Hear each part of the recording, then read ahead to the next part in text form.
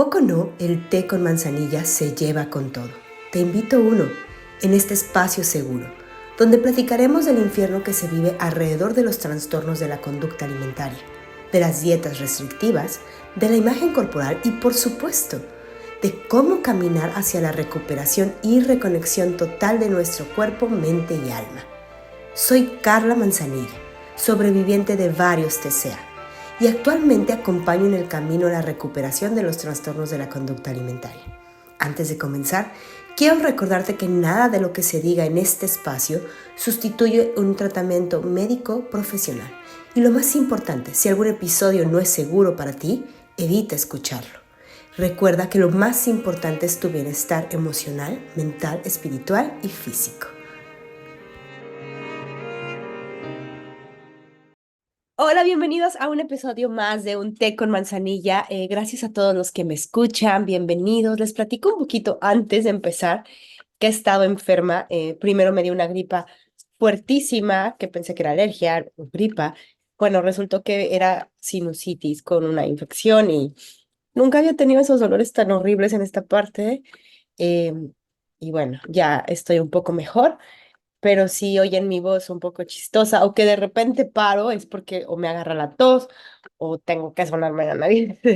Entonces, normalmente no edito mis episodios, pero igual si ven cortes fue por esa razón. Eh, También estoy feliz que me aceptaron en el programa de certificación de Body Image Coaching. Estoy muy, muy contenta. Es un programa que intenté tomar el año pasado y no pude por diversas razones. Y este año lo voy a tomar y es como una de las cosas o uno de los propósitos que hice este año era tomar ese curso y luego quiero tomar otro, pero bueno, de esos les voy a platicar después. Y bueno, me emociona muchísimo, sobre todo porque me va a permitir ayudar a muchas más personas a brindar una ayuda como con más herramientas y eso me emociona demasiado. El tema de hoy está relacionado con una de las preguntas o una de las cosas que más quería cuando estaba buscando recuperarme o cuando me sentía como muy atrapada en la anorexia y como muy atrapada en las conductas. Em, Mi grito era, es que solo quiero comer normal, solo quiero que la comida sea algo normal para mí. Y era algo em, que buscaba, pero no entendía lo que pedía, solo decía, es que yo solo quiero que la comida sea comida. Y no sé si te puedas identificar con esa emoción, eh, pero la he encontrado con muchas personas que he platicado que tienen actualmente un TCA o que tuvieron, que es algo común que buscamos, que la comida sea normal. Y este episodio se va a tratar de qué es comer normal en realidad. ¿En realidad existe esa normalidad o es solo una fantasía? Em, ¿Qué es eso de comer normal? Si ahorita yo fuera por la calle y comenzara a preguntar a toda la gente qué es para ellos comer normal, seguro cada uno me daría diferentes respuestas, porque bueno, obviamente esa normalidad va a depender de muchísimos factores, como el acceso que tengan a los alimentos, la cultura en la que vivan, el lugar físico donde se encuentren, su estilo de vida, sus gustos y por supuesto la sociedad en la que se desenvuelve, incluyendo su familia. Entonces, en realidad no hay una definición exacta de esto es lo que es comer normal. Sin embargo, sí hay unos puntos que son muy importantes, que pueden hacer la diferencia entre comer normal o comer o ser un comedor, no quiero decir no normal, sino tener una relación diferente con la comida o tener, ser un comedor desordenado. Aquí, te las voy a leer. Uno es no tener reglas alimenticias, otro es no excluir alimentos de la dieta o restricciones parciales y condicionadas. Cada uno los voy a explicar, solo ahorita los voy a leer.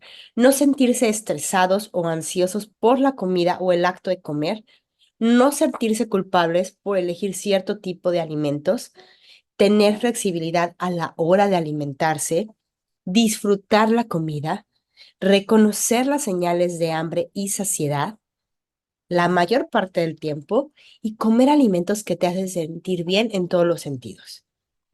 Ahí te van otra vez. No tener reglas alimenticias, no excluir alimentos de la dieta o restricciones parciales y condicionadas, no sentirse estresado o ansioso por la comida o el acto de comer, no sentirse culpable por elegir cierto tipo de alimentos, tener flexibilidad a la hora de alimentarse, disfrutar la comida, reconocer las señales de hambre y saciedad la mayor parte del tiempo y comer alimentos que te hacen sentir bien en todos los sentidos. Ok, ¿qué es eso de las reglas alimentarias?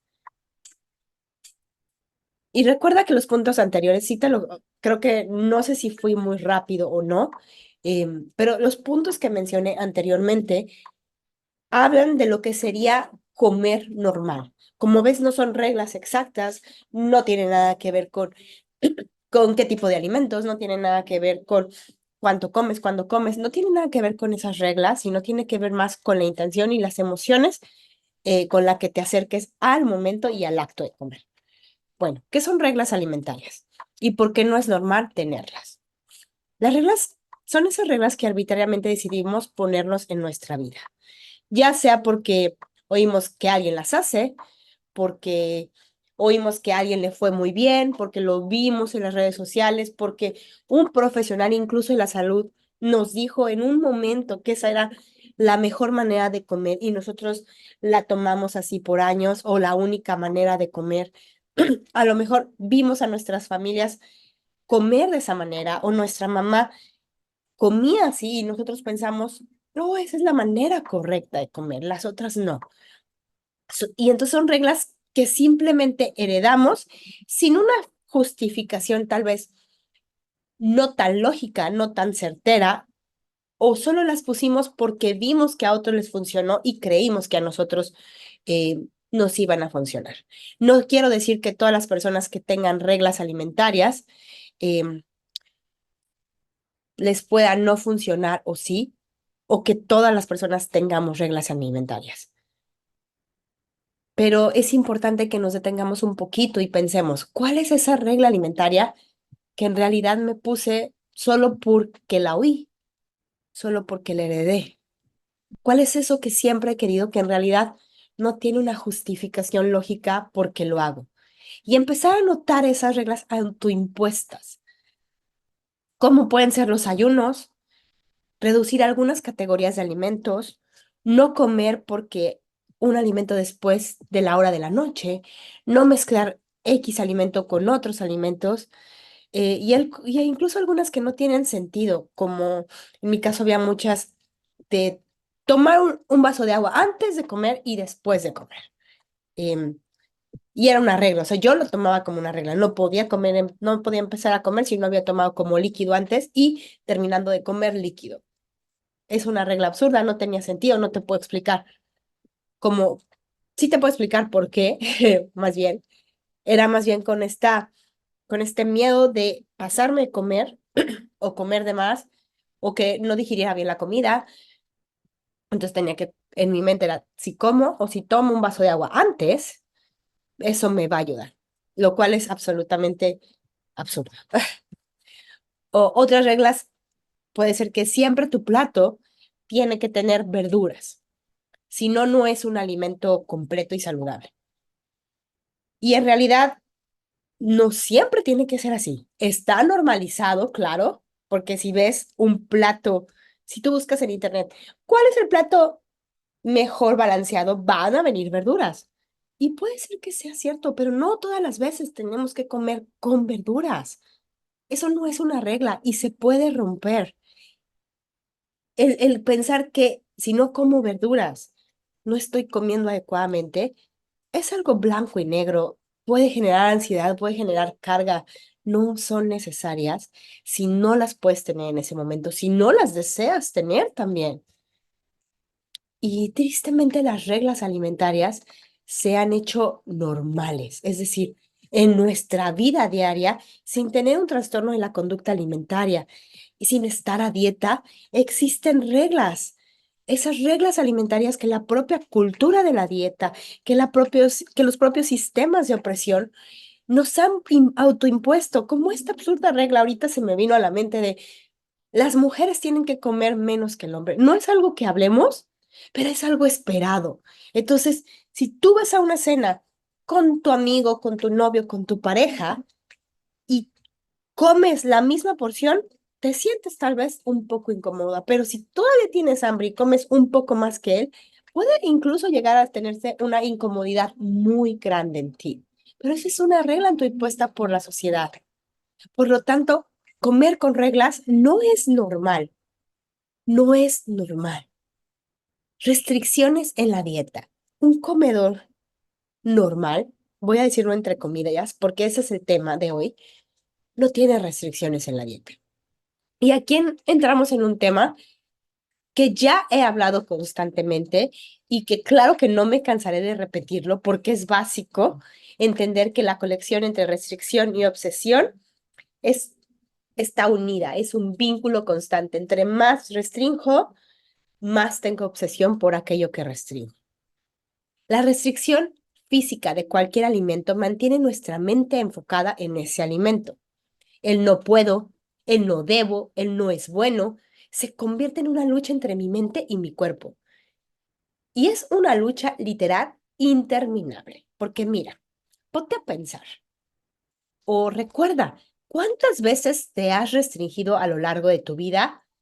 Y en realidad por un principio esa restricción era tolerable, incluso te daba cierto poder y orgullo, así de, ay, pude dejar de comer esto, ya no estoy comiendo esta otra cosa.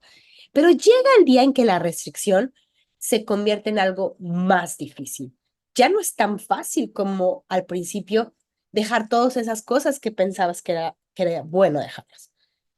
Cada día se convierte se convierte en algo más complicado y luego cada vez se te antoja más, cada vez piensas más en eso que no puedes comer. Y lo más chistoso es que cada vez observas que en tu alrededor aparece más ese alimento. Ves a más personas comiendo eso que no puedes comer, más gente te ofrece eso que no puedes comer, y por alguna razón es como un complot, o así lo sientes, en tu vida de, híjole, esto que no puedo comer está en todos lados. ¿Y qué pasa? Te lo terminas comiendo, pero con una culpa impresionante.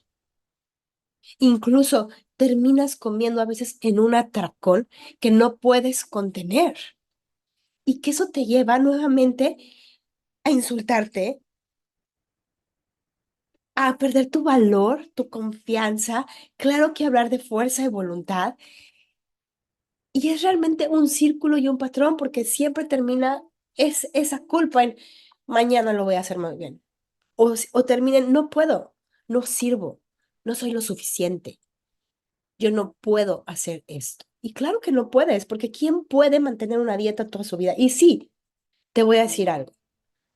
Yo y todas las personas que hemos tenido anorexia, claro que podemos sostener una restricción por muchos años, incluso hasta la muerte. Pero eso no quiere decir que sea sostenible emocionalmente. Eso nos causa muchos problemas emocionales, psicológicos y por supuesto físicos. Que la podamos sostener hacia afuera es una cosa, pero por dentro estamos deshechos. No hay restricción sostenible que sea equilibrada y que sea balanceada y que sea saludable. Claro que también hay pocas restricciones y hay restricciones necesarias. Claro que las hay, como esas que son restricciones alimenticias por alergias, ¿no? Que existen, y ojo aquí, no todo lo que nos cae mal es que somos alérgicos, porque me ha tocado personas que llegan conmigo y me dicen, es que es intolerante a la lactosa porque me cae súper mal, no puedo con ella. Es que soy intolerante al gluten y por eso como todo sin gluten. Entonces, creo que antes de nosotros mismos diagnosticarnos con una intolerancia, me parece importante que tengamos un proceso y que consultemos a un profesional. Y eso lo pongo así también a veces entre comillas, porque depende de qué profesional, pero que realmente estemos seguros y certeros que esa restricción es real y que esa alergia es real. Porque lo que sí es real es que si llevamos años restringiéndonos de cualquier alimento, ya sea por alergia o por una causa que solo decidamos hacerlo, nuestro estómago no tendrá los, las enzimas y no tendrá lo necesario para digerir ese alimento que no hemos consumido en años. Le costará trabajo a nuestro organismo. Será cuestión de tiempo y ya de un profesional para poder integrarlos a nuestra dieta. No es que nada más el día que comamos leche, por primera vez después de 20 años de no comerla, por supuesto, y muy probablemente te va a inflamar, muy probablemente te va a generar cosas en el organismo, muy probablemente vas a tener una reacción porque tu cuerpo no está acostumbrado. Pero eso no significa que nunca, que no puedas, que esté prohibida de tu dieta. Habrá quien sí, pero creo que esto se ha como triplicado y de repente toda la población un día amaneció intolerante a un montón de cosas. Creo que abajo de eso sería importante revisar qué hay, qué miedos hay abajo de esa alergia, por qué realmente no estoy comiendo gluten. ¿Es por una restricción emocional? ¿Es por una restricción física? ¿Es por algo que realmente no puedo tolerar? ¿Es por moda? También están restricciones por la parte ética. Y estoy segura que muchas personas tienen esta gran conexión entre la ética de comer animales, entre cuidar el medio ambiente, eh, y lo entiendo y lo apoyo. En mi caso, durante toda mi anorexia, yo me dije que era vegetariana e incluso caí en el veganismo y estuve a punto de caer en en solo comer plantas sin cocer y cosas así. No lo hice, no pude, lo cual en ese momento lo sentí como una culpa porque que no era súper fuerte. Pero en mi caso, esa esa restricción que pareciera ética, que lo hacía por cosas éticas, no era así. Lo hacía por la propia anorexia, por el propio trastorno, y yo lo cubría con ética. Entonces creo que es muy importante nuevamente la intención de esa restricción. Y nosotros, solo nosotros, podemos saber cuál es la verdadera intención de nuestras restricciones. También hay restricciones religiosas y culturales que son muy válidas, siempre y cuando yo creo que no vayan cargadas de culpa o con un sesgo de cultura de dieta. Entonces, por ejemplo, ahorita estamos en Cuaresma. Mucha gente tiene esa restricción católica o cristiana de no comer ciertos productos. Y está bien.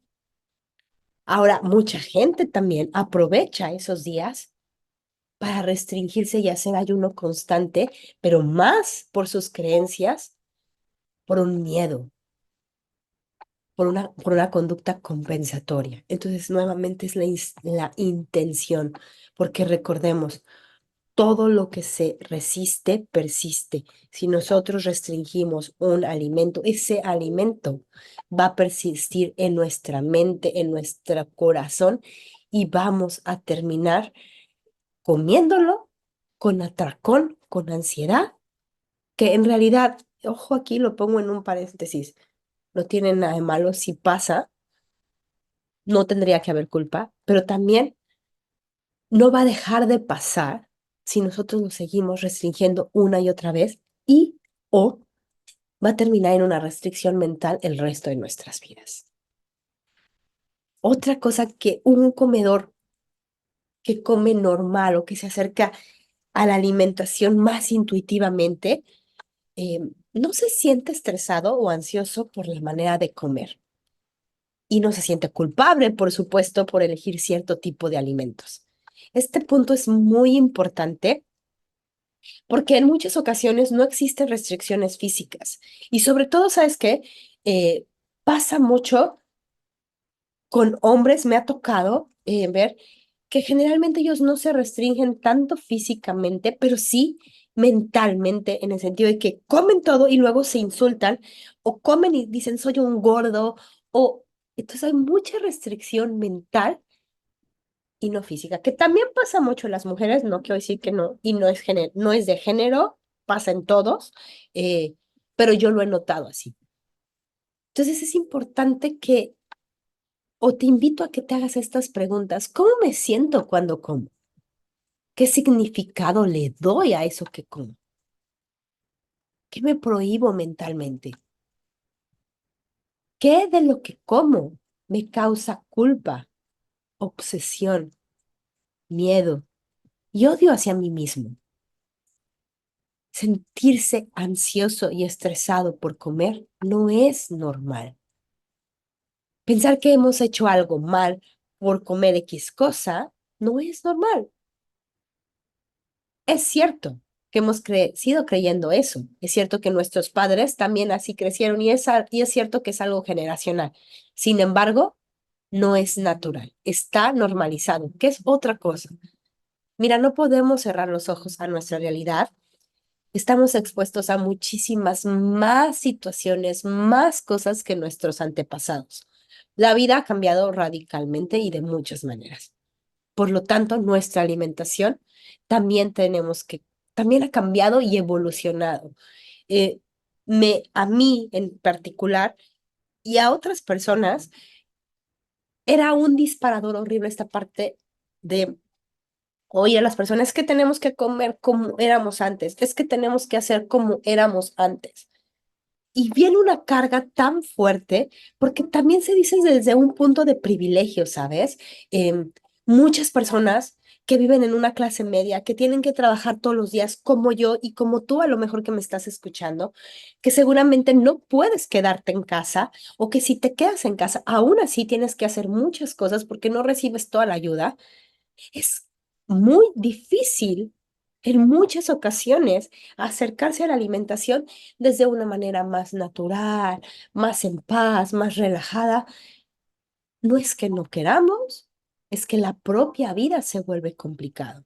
Es más fácil para muchas personas calentar una sopa maruchan y comer eso que prepararse una pasta con un pesto, con ingredientes orgánicos. Es más fácil, es más rápido, se adapta más a su vida. Entonces no podemos pretender y no podemos culpar a las personas que no tengan acceso a los alimentos de esa manera. Es una realidad que cada vez se vuelve más complicado decidir correctamente qué comer, porque pareciera que nada es 100% saludable y nada es moralmente correcto. Siempre hay un granito negro en el arroz, siempre. Tú busca lo que comas ahorita, tu alimentación, y te prometo, bueno, no lo busques porque te vas a espantar, pero te prometo que hay 1 millón de videos que te van a decir que no comes lo que estás comiendo, aunque para ti sea lo más saludable. Y siempre hay estos cuestionamientos atrás de nuestras decisiones. Y la mayoría de estos videos o de estas información que vienen de expertos en muchas ocasiones, no solo son gente que está en el YouTube subiendo videos porque no tienen experiencia. Son expertos, son médicos a veces, son nutriólogos, que la mayoría de las veces esta culpa la recaen en la salud y en el cuerpo. Y es por mí que estoy así, es por mí que estoy enferma, es por mi culpa que no puedo decidir mejor. La comida tendría que ser comida solamente. Y eso es lo que yo más pedía antes, que la comida fuera comida. Pero en esa simplicidad recae una gran dificultad, porque la cultura de la dieta mezclada con la salud, nos ha hecho sentir y creer que lo que comemos es quien somos. Y no es cierto, no somos lo que comemos. Claro que lo que comemos nos nutre y nos nutre de diferentes maneras, no solo física, también emocionalmente, pero el paquete de galletas no te hace una persona irresponsable, descuidada, con poco estima. Tampoco una ensalada te hace responsable, con autoestima y cuidadosa. Y aunque suena absurdo, eso es lo que nos hacen creer, eso es lo que nos venden y es como actuamos muchas veces. Esta parte me encanta, tener flexibilidad al comer. En casi todos los trastornos de la conducta alimentaria, una característica de las personas es la inflexibilidad a la hora de comer, la rigidez en las rutinas, los comportamientos obsesivos y compulsivos alrededor del acto de comer. Los números toman una importancia enorme en nuestro día. Nada se puede salir de plan. Si dijimos que comemos a las 2 en punto, tenemos que comer a las 2 en punto. No 2:10, no 1:50, 2. Porque si no, una gran rabieta, nuestro sistema emocional se altera al máximo y pareciera que hay un acabose en el mundo entero. Y esto, llévalo, así esta rigidez, llévala a calorías, a ejercicio, a porciones, a tiempo, a báscula, a todo. Llegó el día en que mi plato, en lugar de ver alimentos, veía números. No importaba el sabor, el color, el aroma, la consistencia. Los números tenían que caber en mi regla alimentaria impuesta y enferma. Y eso era una de las cosas que a mí en lo particular fue lo que más tardó en desaparecer. Yo me acuerdo que llegaba con mi coche y le decía, es que ¿cuándo voy a ver comida? Porque me sentaba y solo contaba. Y era algo tan inmediato, tan intrínseco en mí que ni siquiera tenía que esforzarme. Sabía perfecto qué estaba comiendo en cantidad de nutrientes. Y en esos momentos deseaba con todas mis fuerzas olvidar todo lo que sabía acerca de los nutrientes, olvidar todo lo que sabía acerca de las calorías, olvidar todo y solo ver un plato en la mesa. Y esos patrones de inflexibilidad los encuentro en muchas personas eh, que están expuestas también a muchos planes alimenticios de dietas. En el mundo fitness, wow, es impresionante. En personas no diagnosticadas con un trastorno de la conducta alimentaria, pero que viven en una inflexibilidad extrema hacia la ingesta de alimentos. Y por supuesto, también hacia el movimiento. Un comedor normal, cuando come, tiene hambre, sin importar hace cuánto comió o cuánto comió. Si tiene hambre, come. Y no se cuestiona ni hace una investigación previa. ¿Por qué tengo hambre? No, no debería tener hambre. Uy, ¿sabes qué? Yo creo que tengo sed en lugar de hambre. O yo creo que estoy muy aburrido y por eso tengo hambre. Hay una frase que a mí en particular me ayudó mucho a esto, es si tengo hambre o si estoy pensando en comida, es hambre, come. Claro que para llegar a ese nivel de flexibilidad necesitas conocer tus señales de hambre y saciedad, escuchar tus cuerpos, tus emociones, y es un proceso que toma tiempo, constancia y mucha confianza. Y yo honestamente no digo que esté al 100% en esa conexión, creo que estoy en el camino, pero todavía me falta. Hay veces que mis señales de hambre no están. Y yo, porque tuve un trastorno de la conducta alimentaria, tengo que notarlo y tengo que saberlo. Si no están mis señales de hambre y llevo un tiempo sin comer, hay que comer. Y si tú me estás escuchando y vives en un trastorno de la conducta alimentaria, a veces tus señales de hambre no van a estar ahí, pero comer es la respuesta correcta. Ya va a llegar el tiempo en que todas las veces tengamos esa sensación de hambre y saciedad, pero si no la tenemos ahorita, eso no significa que no tengamos que comer. Y también si tengo hambre justo después de comer, no me restrinjo, no me juzgo, pero sí voy con más intención y calma a comer ese alimento. Lo como, lo disfruto y empiezo a notar mejor mis señales de hambre. Otra parte importante es disfrutar el comer o sentir placer al comer. El comer debería por naturaleza ser placentero, estimulante y disfrutable.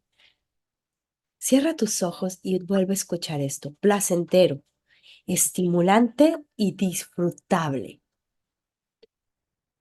¿Qué te imaginaste con esto? ¿Qué podría ser ese alimento que te da placer, que lo disfrutas, que te estimula? Pues así como te imaginaste comiendo eso delicioso, disfrutándolo, debería ser cada momento en el que comemos. Pero claro, que lo hablamos al principio, que el estilo de vida, eh, que en muchas ocasiones no nos permite sentarnos a disfrutar todos esos alimentos. Además, la culpa siempre está después del placer. ¿A poco no está esta frase que dice, voy a darme un gusto culposo? Y esos gustos culposos terminan siendo los más placenteros. ¿Por qué no empezamos a quitar esa parte de la culpa y solo disfrutamos por el simple hecho de disfrutar? Porque no tiene nada de malo disfrutar la comida. Tal vez eso hemos creído hasta este momento. Es más, puede sentirse incómodo decir, voy a disfrutar un gansito, voy a disfrutar un pedazo de pastel, voy a disfrutar esto. Puede sentirse incómodo, pero no tendría que ser así. Acuérdate, si tienes hijos, tú puedes ver en ellos el disfrute que es el momento de comer, sobre todo cuando son muy pequeños, cómo disfrutan cada mordida, cada cucharada de ese plato. De esa manera tendríamos que haber sido nosotros o tendríamos que ser, pero bueno, claro que han pasado muchas circunstancias, claro que hemos sido condicionados, claro que hemos vivido en una cultura de dieta. Sin embargo, tenemos la capacidad de regresar a ese entorno y a ese momento. Y está bien, porque el placer no solo está en el sabor, sino está en esa ocasión, en lo que significan esos alimentos, en la temperatura, en la gratitud, en con quién lo compartimos y quién nos los hace. Va más allá de la nutrición que está ahí adentro. Por eso es placentero. Permítete comer, aunque sea una vez en tu día, disfrutando eso que está en tu mesa, degustándolo y sentir saciedad en ese placer. Reconocer tus señales de hambre y saciedad, claro que es algo que un comedor intuitivo y natural hace. Como ves, todo está de la mano y no es que una cosa vaya después de la otra, sino todo va sucediendo como a la par. eh, no es un paso y luego haces el otro, no es que una cosa suceda primero y luego la otra, es que está conectado todo. Y en la medida que tú vayas dándote la libertad y autorización completa para comer de todo, cuando quieras y tengas hambre, tus señales de hambre y saciedad serán más notorias y percibidas. Y quiero hacer aquí como un gran paréntesis en rojo y detenerme un poco que si tú tienes un TCA, seguramente estas señales de hambre son imperceptibles por el momento. Por eso en muchas ocasiones es determinante la alimentación mecánica o los planes alimenticios, porque tu cuerpo necesita comida y alimentos para sentir hambre y saciedad. Con el tiempo, la constancia y la confianza en tu cuerpo y el proceso, irás reintegrando señales a tu vida y podrás estar lista para decidir por ti sola qué y cuándo comer. Pero en un principio puede ser muy riesgoso, porque recuerda que nuestra cabecita está abstraída y consume una gran parte esa voz del TCA. Ocupa mucho espacio en nosotros. Habrá un día que ese TCA se vaya y todo esto tengas un montón de espacio, no solo para sentir hambre, para sentir muchísimas cosas. Y esa es la maravilla de recuperarse. También si siempre has vivido en ciclos de dieta constante, si te has restringido mental y físicamente, muy probablemente tus señales de hambre estén distorsionadas o no sean reconocibles. Pero de igual forma que las personas que tienen un TCA, es cuestión de tiempo y darte el permiso incondicional de comer. Lo cual, claro, te entiendo y te escucho, causa un miedo terrible. Pero créeme, al paso de las semanas, nuestro cuerpo es tan maravilloso que las semillitas de luz comienzan a brotar en el proceso y empezarás a notar que realmente puedes sentir esas sensaciones de hambre y saciedad de una manera más conectada, más armónica con tu cuerpo. Y que la parte de la culpa, la parte de las reglas, la parte de esa voz que está en tu cabeza, si es un TCA o la cultura de la dieta, se van haciendo más bajitas. Y la última parte, que es comer alimentos que te hacen sentir bien en todos los sentidos. Y yo sí quiero poner aquí un, un remarcador rojo, que creo que esta es una de las últimas partes tal vez, que claro que existen en las personas que comen normalmente, pero si tú estás en este proceso de conexión, creo que es una de las partes que se tienen que hacer al final. ¿Por qué? Porque puede ser muy disparador para las personas que tenemos un trastorno en la conducta alimentaria o para ellas que viven en dietas constantes, eh, sentirse bien puede llevarte a elegir cosas que no son adecuadas en tu proceso. Porque generalmente esas cosas que se sienten bien en un proceso, en tu principio del proceso, eh, son alimentos que no son calóricamente densos. ¿Por qué? Porque claro que de cierta manera son más fáciles de digerir, más eso no significa que sea lo adecuado en el proceso, que no te cause malestar, no significa que que sea lo adecuado.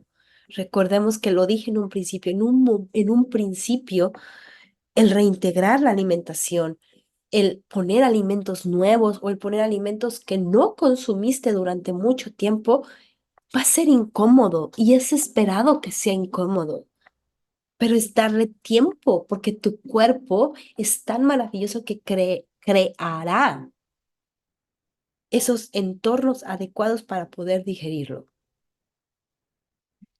Creo que esa alimentación o esa elección de esos alimentos debe suceder en un camino ya avanzado, donde esas voces ya no estén o estén minimizadas, donde las voces de la cultura de la dieta, los sistemas de opresión, el salutismo, no te lleven a tomar decisiones que se adapten a ellos, sino que se adapten a ti. Por ejemplo, en mi recuperación tenía que comer tres alimentos eh, fuertes y siempre la cena me causaba mucha indigestión. Sin embargo, era parte del proceso y lo tenía que seguir haciendo. Claro que probamos con muchas cosas, algunas me causaban menos, algunas me causaban más, pero estaba en un proceso de realimentación y tenía que aceptarlo, que era parte del proceso. A veces lloraba, a veces era algo realmente físicamente incómodo, que con medicamentos, con ayuda se fueron rebajando, pero estuvieron ahí. Hoy que ya estoy recuperada, puedo decirte que elijo conscientemente comer una cena más ligera, pero no tiene nada que ver con intentar cambiar mi cuerpo, no tiene nada que ver con intentar compensar las calorías del día, no tiene nada que ver con un miedo, tiene que ver con que quiero dormir bien, no quiero tomar medicamento, quiero sentirme bien. Pero si tengo una cena, si estoy en una reunión y estamos cenando, ceno y me tomo el medicamento para el malestar y listo.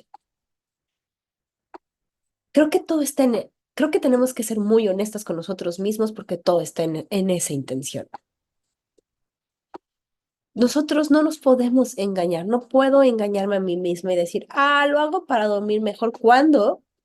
Dentro de mí sé que no es por eso, es porque tengo miedo a comerlo, es porque quiero compensar, es porque quiero bajar de peso, es porque quiero cambiar mi cuerpo. No nos podemos engañar.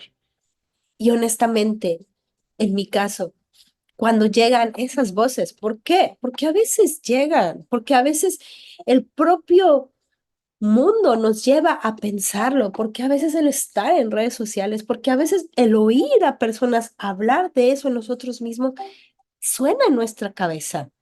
Y si suena en nuestra cabeza y viene una restricción por eso que oí, que no es lo más conectado a mí y que no es lo mejor para mí, porque me va a llevar a restringirme y me va a llevar a un camino de muerte, me como lo que en mi cabeza me está diciendo restringirme, porque eso, aunque no se sienta bien, es lo adecuado para mí. Y claro que va a llegar un día, confío plenamente en que pueda decidir mejor que hoy, pero solo es este proceso de intentarlo todos los días, de acercarme a esa grande y más alta versión de mí que quiero ser y que ya soy hoy y no quedarme con lo que soy, porque puedo ir más, puedo conectar más, puedo tomar mejores decisiones más conectadas a mí. Es tenerme compasión también. Es saber que a veces me voy a equivocar, es saber y notar que esos errores no me debilitan, me hacen más fuerte y me hacen conocerme más. Te invito a que los puntos anteriores no los tomes como algo que estás haciendo mal si no los haces, no los tomes como para juzgarte, para hacerte sentir mal, sino los tomes como una guía para lo que puedes alcanzar a hacer, para darte cuenta que todo esto en lo que vivimos, toda esta cochinada que hemos creído, toda esta parte de reglas absurdas, estúpidas, toda esta culpa con la que vivimos todos los días, no es normal y no es real. Y podemos vivir de otra manera. Y que tal vez puedas sentirse incómodo en un principio, pero que es lo más natural y más de acuerdo contigo, con esa gran persona que eres y con ese ser humano que estamos, o sea, que no podemos dejar de ser. Tenemos que ser seres humanos y esto es ser humano. Y de verdad espero que cada uno de los puntos anteriores te pueda dar una idea de cómo es comer normal, de cómo esa normalidad tiene que también ser muy flexible y no tomar esto como un pensamiento blanco y negro. Y por supuesto te invito a que te cuides mucho, que continúes tu proceso de divorcio de ese abusador asqueroso que es el trastorno de la conducta alimentaria, que sigas practicando desafiar la cultura de la dieta, las ideas restrictivas y más importante, que te conectes con tu cuerpo. Si necesitas ayuda, mándame un mensaje, contáctame. Hay maneras de conectar con tu cuerpo desde hoy. No tienes que vivir el proceso sola. Y aquí abajo están todos mis datos. Te agradezco mucho que me hayas escuchado esta semana y espero con el corazón en la mano que te haya ayudado. Cuídate mucho. Bye.